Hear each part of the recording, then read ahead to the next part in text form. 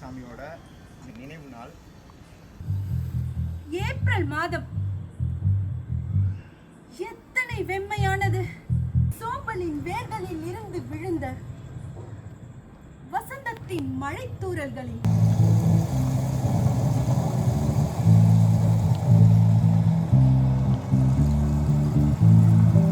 ஸ்டான்பர்கர்ஸ் ஏரிக்கரையில் நின்றோம்.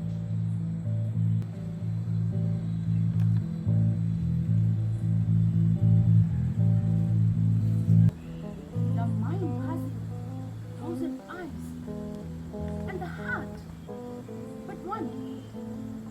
And the light of your whole life dies. இரவு நேரங்களில் நெடுநேரம் வாசிக்கும் நான் குளிர்காலம் வந்தால் தெற்கே சென்றிடுவேன்.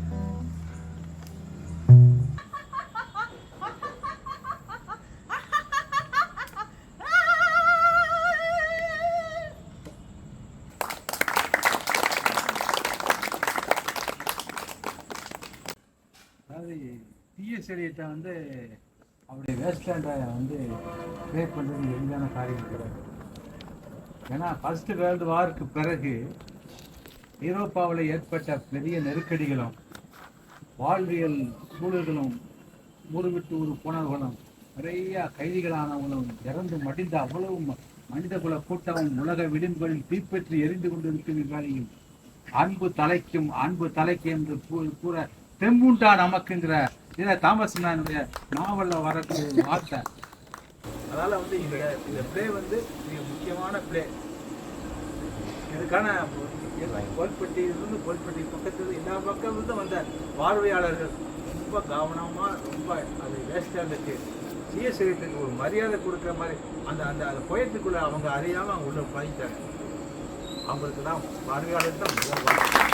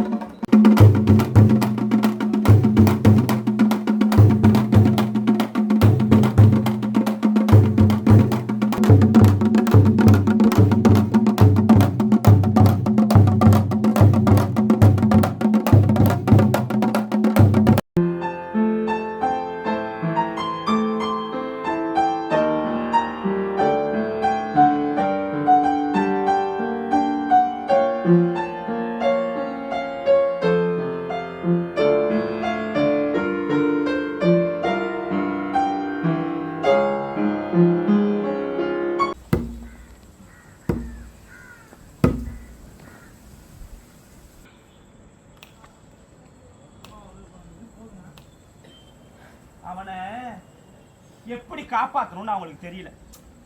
அதனாலதான் அவன் செத்தான். அவன் செத்தான்னு சொல்லக்கூடாது, அவனை கொன்னுட்டாங்கன்னு சொல்லணும். அவங்கள போல இல்லாம இவனை நம்ம காப்பாத்தி ஆகணும். என்ன பாக்குற? யோ, என்னையா பாக்குற? குழந்தைகளை நானும் பாக்குறேன். அதுக்கு சூழ்நிலை இங்க இருக்கான்னு பாக்குறேன். கவலைப்படாத, உன்னாலதான் எங்க எதிர்காலமே இருக்கு. அவனை காப்பாத்துற ஞாபகத்துல நான் ஒருத்த இருக்கேங்கிறத நீங்க மறந்துட கூடாது. நம்பிக்கை இல்லாத விஷயத்துல ஈடுபடுறது நல்லதும் இல்லை, பயனும் இல்லை. அது கடவுள் நம்பிக்கையை போல. அவங்க முட்டாளுங்க. அவளை கொன்னது அவங்கதான் முட்டாளுங்க. அவளை காப்பாற்ற தெரியல. இன்னும் போச்சு, இன்னும் போச்சு, இன்னும் போச்சு. உட்கார முயன்று விழுந்து விடுபவனை போல தோன்றி நாற்காலியில போய் உட்கார்றான்.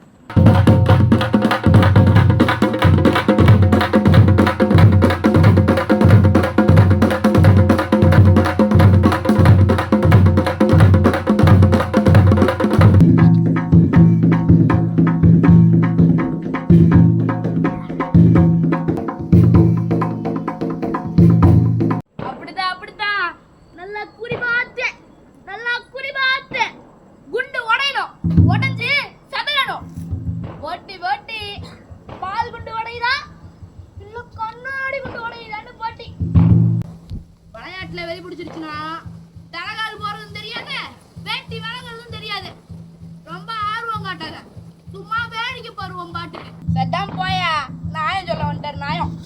உன்னால சும்மா இருக்க முடிஞ்சதா? புத்தி சொல்ல தோணுதுல? ஒன்னால சும்மா இருக்க முடியாம ஊராளுக்கு பாத்தியார் அவர்ல, நீதானமா வேடிக்கை பருவம் பாட்டுக்கு. நான் பண்ணல, அவன்தான். நானும் பண்ணல, அவன்தான். நானும் பண்ணல, அவன்தான். நானும் பண்ணல, அவன்தான்.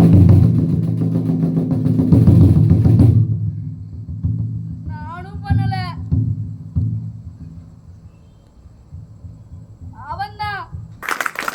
ஸோ இந்த 2 நாடகங்கள் அதான் சொன்ன மாதிரி ஒரு புகழ் சொன்ன மாதிரி ஸோ இந்த காலமாக அப்புறம் வந்து நாற்காலிகள் ரெண்டுமே வந்து மிகப்பெரும் முக்கியமான நாடகம். நவீன நாடக வரலாற்றிலே மிகப்பெரும் முக்கிய நாடகம். இந்த 2 நாடகங்களும் இரு பெரும் அரசியலை சொன்ன நாடகம். அந்த நாடகம் அந்த நாடகங்களை மிக அற்புதமாக வந்து சதீஷ் ஒரு பக்கம் நிகழ்த்தி கொண்டிருக்க தன் முதிர்ச்சியான நடிப்பால், அப்புறம் அந்த குழந்தை அவர் சிறுவர் ஹரி மிக அற்புதமாக நிகழ்த்தினார். சதீஷோடைய அந்த 6-7 பாத்திரங்கள் வந்து வெட்டி அவர் அந்த களத்தை வந்து நம்ம கிட்ட நிறுவுற விதம், அதுக்குள்ள அரசியலை வந்து கடத்து பேசுகிற விதம், அந்த நோயாளியா இருக்கட்டும், நோயாளி தன்மையிலிருந்து வர அந்த அதிகார குரலா இருக்கட்டும், அதுக்காக பரிந்துரை பண்ணக்கூடிய அனுதாபப்படக்கூடிய குரலா இருக்கட்டும், ஒவ்வொன்றும் நம்ம கிட்ட வந்து நெருங்கி பேசிக்கிட்டே இருக்கு. அதே போல தம்பி ஸ்ரீஹரி வந்து அவன் வந்து ஒரு மாதிரி குழந்தைத்தனத்திலிருந்து விடுபட்டு மாபெரும் பெரிய மனிதர்களையும் கொண்டு வரான், குழந்தையும் கொண்டு வரான். இதுக்கு நடுவில் வந்து சின்ன சின்ன விளையாட்டுகளை பற்றி பேசுகிறான்.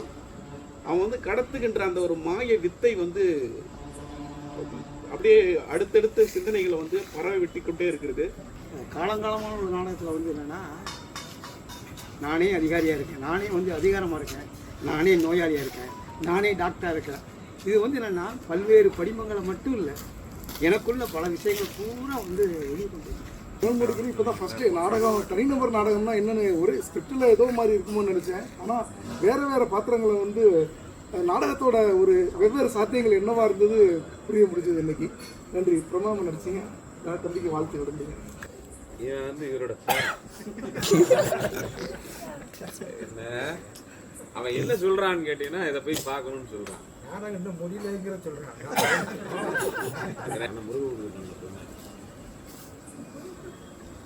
என்ன சொன்னேன் அப்படின்னு கேட்டீங்கன்னா, நான் பெருமையாக சொல்லலை. நான் ஏன் சொல்கிறேன்னு கேட்டீங்கன்னா, இனி வரக்கூடிய நாடகங்களும் எங்களால் முடிஞ்சு நான் உங்களுக்கு செய்கிறோம்னே அப்படின்னு சொல்கிறேன். அது வந்து சேவை தானே தவிர அது வேறு ஒன்றும் இல்லை. ஏன்னா இந்த விஷயம் எல்லாத்துக்கும் போகணும்.